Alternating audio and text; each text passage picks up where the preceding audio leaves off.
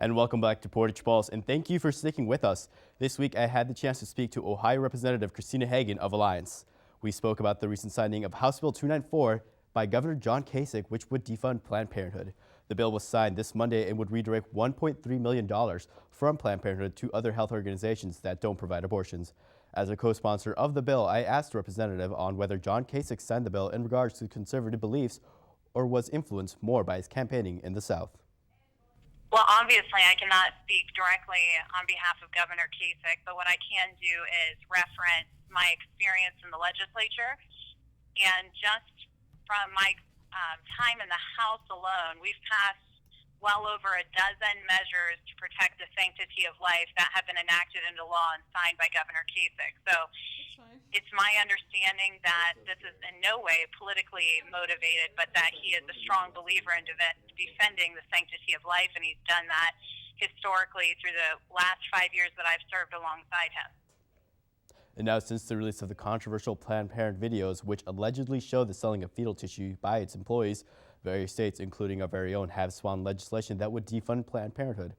As the time passed since the videos were released, David Dilliden and Sandra Merritt, the two individuals behind the videos, were recently indicted by a grand jury in Texas on charges related on the use of fake IDs and offers to buy fetal tissue. Adding to the fact that Dilliden admitted to distorting the videos, I asked the representative if she felt that it hurt the argument of pro-life advocates who use the videos as one of the talking points. I don't really think that it has been a relevant talking point as much as it has been exposure to the public on the cruelty of what happens to the child in the womb, tearing them apart limb for limb. Realistically, only about 70% of people have said they know very little about those videos. So I don't think that pro-life legislators or anybody looking to advance the cause of life relies solely on the fact that this has been an exposure, as much as we recognize it's an opportunity for people to see what's actually occurring through that abortion provider. But data actually that has been collected reflects that 55% of people don't even really know that Planned Parenthood specifically provides abortion and is the largest abortion provider in this nation. So I think that it is something that has certainly been worthy of discussion, but it is by no means the reason why we fight for and defend human life. And now, with House Bill 294 in effect, some advocates for Planned Parenthood feel that it would severely limit the ability of women who depend on the organization for services such as cancer screening, birth control, and domestic abuse help. I asked the representative if she felt if these claims held any truths.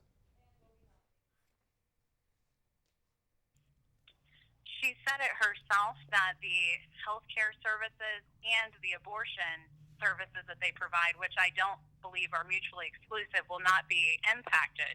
Thus, they'll still be providing the same level of care to women that they have to date.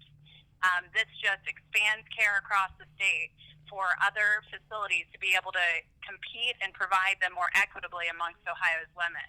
And I think it's important to note in this legislation, we are not denying any place that provides non-therapeutic abortions, meaning that if a woman's life is truly in danger, she can receive the care from any of these facilities, and state funding would not be redacted from those who are willing to provide that service if her life were truly in harm.